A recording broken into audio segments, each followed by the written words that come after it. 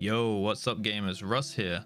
Season 4 is releasing in just a couple days and there hasn't been much information around about it, so I've compiled a list of things I think everyone should know going into the new mini-season.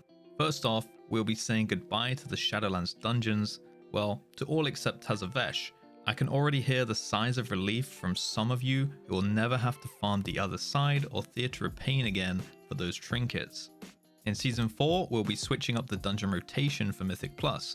We'll have a new set of 8 dungeons consisting of old content from previous expansions. We'll be keeping both parts of Tazavesh, along with Mechagon Junkyard and Workshop, Upper and Lower Karazhan, and the community polled favourites, apparently, from Warlords of Draenor, Iron Docks and Grimrail Depot.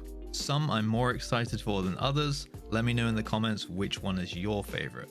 These dungeons will come with updated loot rewards and some modified mechanics, as well as a new seasonal Mythic Plus affix called Shrouded. This new season marks the end of Encrypted, one of my favourite seasonal affixes so far, and brings a new one into play, Shrouded. In keys above +10 level, we'll be facing off against Dreadlords, scattered throughout the dungeon disguised as enemies. This is another Kiss Curse style affix, rewarding us for defeating each Dreadlord. I'll give a short summary here, but I will have a full video on Shrouded very soon. At the start of the dungeon, a broker will appear. Upon speaking to them, we'll be offered a choice between the 4 secondary stats, of which we will obviously choose our most desired. This gives us a percentage increase buff to the chosen stat, and for each Dreadlord we defeat throughout the dungeon, we'll gain another stack of this buff, and defeating the Dreadlord commander, called Zolgamux, will grant us 3 stacks. We'll also receive a replenishment style effect per kill, similar to defeating an construct in Season 3, helping with our healer's mana sustain and overall party health regen. With these new Mythic Plus updates, we'll also of course have access to new gear. This comes in the form of updated item level loot from these old dungeon loot tables. Blizzard has done some rebalancing of a few of the stronger items, so don't start freaking out about those overpowered trinkets that you remember from Legion. This new loot starts at item level 262 from a +2, and it scales all the way up to 288 from a +15. Now of course this can also be upgraded further with Valor, as usual, which will reset on the season beginning, but will remain uncapped. Valor can upgrade your gear all the way to a maximum of 298, with the item levels from the Great Vault capping out at 304. Once again, the equivalent of Mythic Raid quality loot. Both Mythic Plus and Raid loot will be usable in the Creation Catalyst again to form updated tier pieces or switch around secondary stats. PvP gear will continue to work the same as it has for the whole of Shadowlands, but with a higher weekly conquest cap than we've seen in previous seasons. The weekly cap will then be removed fully later on into the season. We're also going to see our first ever raid affix, Fated. Each week one of the previous raids will be marked as Fated.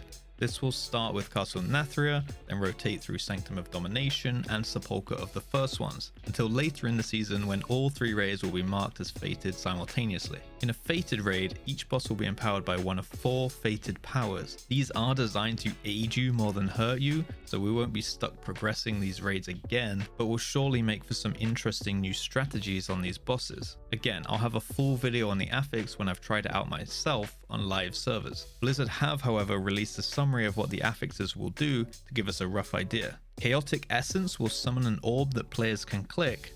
This will start a timer to defeat as many enemies as possible. One big enemy will split into 2 smaller enemies when killed, and so on, effectively multiplying into a huge AoE potential. And once the timer ends, the raid will gain a damage and healing buff depending on how many enemies were slain during the timer. Creation Spark will put a magic debuff on players, and when this is dispelled they will eject sparks onto the ground, which will explode, dealing damage to the raid if no player soaks them. Think about the usual circular swirly soaks that we do see in raids, and the players who do soak these buffs will be rewarded with a mini Bloodlust style haste and movement speed buff. Now the wording on this also kinda suggests to me that it might give you some cooldown reduction as well. Protoform Barrier seems to spawn an enemy which will place a shield upon his allies. Now healing friendly players inside the shield will damage the shield, and damaging enemies inside the shield will also damage the shield. Upon breaking the shield, the enemies will take all of that damage and healing as damage to themselves, and allied players will be rewarded with the damage and healing buff. The Reconfiguration Emitter will spawn an enemy which casts indefinitely, Similar to, I'd imagine, that add-on Lords of Dread, and for each successful cast, it will gain energy and increasing damage done. Once this ad is slain, the raid will receive a crit, mastery, versatility, and avoidance buff, depending on how much energy the ad had when it died. You can probably play quite risky with this one, potentially taking more damage across the raid to reward yourself with a bigger damage buff afterwards. So there's definitely some interesting and fun buffs in these raids. We might be seeing some crazy numbers in terms of damage, and I know I for one am looking forward to that. Now let's take a look at the confusing new loot system of these fated raids. All 3 raids will have gear ranging from 265 item level on LFR all the way up to 311 item level from Mythic. Obviously, the later bosses rewarding slightly better loot. In addition to this, Season 4 will feature a new currency called Puzzling Cartel Dinars. These will be obtained from completing a 3-part questline by entering the fated raids, and the catch here is that you can only obtain 3 of these dinars per character throughout the entire season. So think very carefully about what you might want to spend these on. I would recommend doing some research into what the best items for your character might be and to target those. There will be 3 new brokers located next to the Great Vault in Oribos, which you can conduct trades with. These brokers will offer a range of Shadowlands raid gear on normal quality. These will be weapons, trinkets, and just generally other good gear.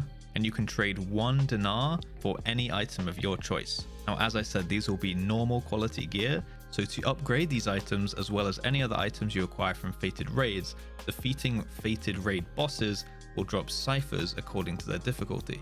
These are confounding antique ciphers from heroic and confounding ancient ciphers from mythic.